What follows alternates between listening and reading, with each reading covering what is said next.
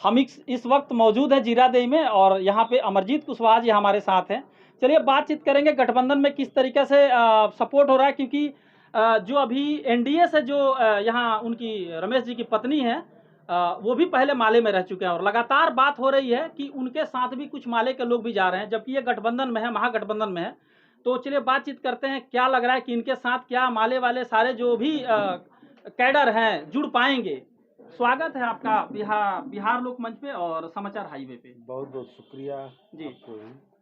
तो सवाल ये है कि लगातार बातें चल रही हैं कि अमरजीत जी भले ही गठबंधन में हैं, लेकिन अभी जो रमेश जी हैं वो भी पूर्व में माले में रहे हैं। क्या लग रहा है आपके साथ जो माले के जो भी कैडर वोट है वो कन्वर्ट हो पाएगा, महागठबंधन को मिल पाएगा? 100% जो माले का वोट है वो महागठबंधन को जाएगा जी दूसरा कोई चाहे जो कर ले जी एक भी किसी का इसमें दाल गलने वाला नहीं है जी। इतना जान लीजिए। माले का कैडर वोट कोई भी परिस्थिति आता है जहाँ माले कहता है वहाँ जाता है, और पुराना कोई हमारे साथ रहा है तो छोड़ करके भाग कहाँ गया। वैसे लोगों के साथ कौन जाएगा? वो लोग जानता है कि वो लोग कैसे लोग हैं जी और उनका इतिहास क्या है, कितने दल में गए हुए हैं, इसलिए उसका कोई फर्क नहीं पड़ता। और अभी तो मैं कह रहा हूँ कि पूरे देश भर में मोदी का विदाई हो रहा है, तो ऐसे में यहाँ एनडीए को कौन पूछता है? बहुत दूरदीन में वो आए हुए हैं बिहार यहाँ सीवान में टिकट लेकर के। और जो सपना सोचोए हैं वो सपना पूरा होने वाला नहीं है। यहाँ जो है महागठबंधन का जीत पक्का है और पूरे एकत्रित होकर एकजुट होकर के लोग बिहार भर में सीवान में महागठबंधन को वोट दे रहे हैं। क्योंकि जो माई समीकरण था अभी लगभग ब्रेक होता, सीवान में ब्रेक होता नजर आ रहा है। मैडम दूसरे तरफ घूम रही हैं और चौधरी जी दूसरे तरफ घूम रहे हैं, तो क्या उससे कोई प्रभाव नहीं पड़ेगा चौधरी जी को? देखिए, ये चुनाव की प्रक्रिया अभी शुरू हुआ है जी। नामांकन फाइनल हुआ है और अब प्रचार प्रसार की प्रक्रिया शुरू होगा। तो हम समझ रहे हैं कि जो ट्रेंड आ रहा है, हम लोग देख रहे हैं कि इंडिया का गठबंधन का सरकार बनने के दिशा में देश जा रहा है जी। और मोदी जी जो सपना देखे थे 400 के पार, तो इस बार पूरे देश की जनता उनको तड़ीपार कर रही है। वो जो है देश में अभी की बार सत्ता में नहीं आने वाले हैं, बहुत दूर जाने वाले हैं जी। और यूपी भी इसका संकेत दे रहा है, राजस्थान भी दे रहा है, महाराष्ट्र भी दे रहा है और बिहार तो अभी 3 चरणों के चुनाव में साफ साफ संकेत दे दिया है कि उनकी विदाई होनी है।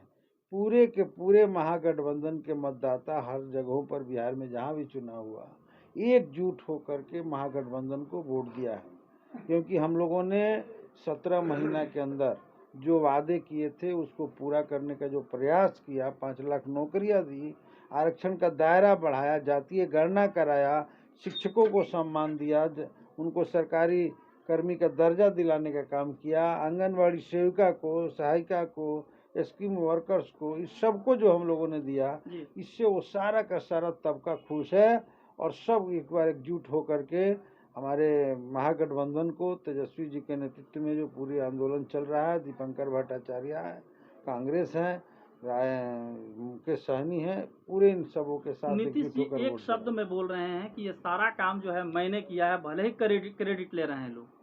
ये जैसे नौकरी देने वाली बात है, वो बोले हम दिए हैं नौकरी। तो 17 साल रही ना उनकी सरकार, उसकी पूरी उपलब्धि को बता दें। ये 17 साल में वो कितना नौकरी दिए हैं। 17 साल में वही ना नीतीश जी हैं जो भाषण दे रहे थे जब विधानसभा चुनाव हो रहा था, तो 10 लाख की बात जब तेजस्वी जी कह रहे थे तो कह रहे थे कहाँ से पैसा लाएगा, हैं अपने बाप के यहाँ से लाएगा जी। जब तेजस्वी जी ने कहा कि हार थक गए हैं, अब इनसे बिहार चलने वाला नहीं है, तो बिहार की जनता ने जो है अच्छा खासा हम लोग को मैंडेट दिया, चालबाजी करके, थोड़ा बहुत बेईमानी करके और थोड़ा जनता में भी कहीं कहीं चूक रह गई थोड़ा सा, इसके वजह से सरकार उन लोगों ने बना लिया। सरकार बनने के बाद वही नीतीश जी आए भाग करके कि हमारा पार्टी को ख़त्म कर रहा है। भाजपा वाला बहुत शातिर आदमी है, ऐसा करते हैं कि हम लोग मिलजुल करके इस बार भाजपा को रोकेंगे, नहीं तो देश नहीं बचेगा। संविधान और लोकतंत्र को बचाने के लिए आए थे। उसके लिए प्रयास भी उन्होंने किया, सब लोग मिलकर प्रयास किया, इंडिया गठबंधन बना। और इंडिया गठबंधन जब भाजपा को हटाने की दिशा में पूरे देश में एकजुट हो गया, ऐसे समय में पता ना उनको क्या हुआ कि फिर पलटी मार करके अपने जगह पर चले गए। तो 9 बार जाकर शपथ लिए हुए हैं उनका। जी। तो बिहार में ऐसे भी उनके गृह जिला में हम गए हुए हैं जहाँ उनकी पूछ नहीं है। लोग कह रहे हैं कि अब किसी लायक नहीं है, और रोज भाषण में जो बोल रहे हैं वो भी आप सुन रहे हैं। 400 के बदले 4000 पार उनको दिख रहा है, जहाँ यहाँ इंडिया वो में तो बोल रहे 9 4000। बार शपथ लेके एक बहुत बड़ा रिकॉर्ड बनाया है, हाँ। गिनीज बुक ऑफ रिकॉर्ड में अरे नाम दर्ज हो और एक जाएगा। बार शपथ ले लेंगे, चुनाव जीतने दीजिए, चुनाव के बाद फिर भाग करके कहेंगे कि इधर आएंगे। अच्छा, आप लोग लगातार बोल रहे हैं कि संविधान खतरे में है, संविधान खतरे में है। जो नरेंद्र मोदी इसी संविधान के वजह से, जिनको प्रधानमंत्री बनने का मौका मिला, नहीं तो कहीं चाय बेच रहे होते या जो पेशा है उनका जातिगत वो कर रहे होते, तो वो आदमी फिर कैसे संविधान खत्म कर देखिए, देगा? ये बात सही है कि संविधान की वजह से ही हम सब लोग हैं। जी। हम भी एमएलए हैं, वो प्रधानमंत्री है, सब कुछ है। ये बात इससे इनकार नहीं किया सकता। लेकिन भारतीय जनता पार्टी का जो मूल विचारधारा है आरएसएस का, जी। वो हमेशा भारतीय संविधान को नहीं माना। जी। यहाँ तक कि नागपुर में आप लोग पता करिएगा कि कुछ दिन पहले तक वहाँ तिरंगा झंडा भी इनके कार्यालय पर नहीं फहरता था। वो जो है केवल भगवा चिन्ह मानते हैं और जी। भगवा ध्वज को मानते हैं।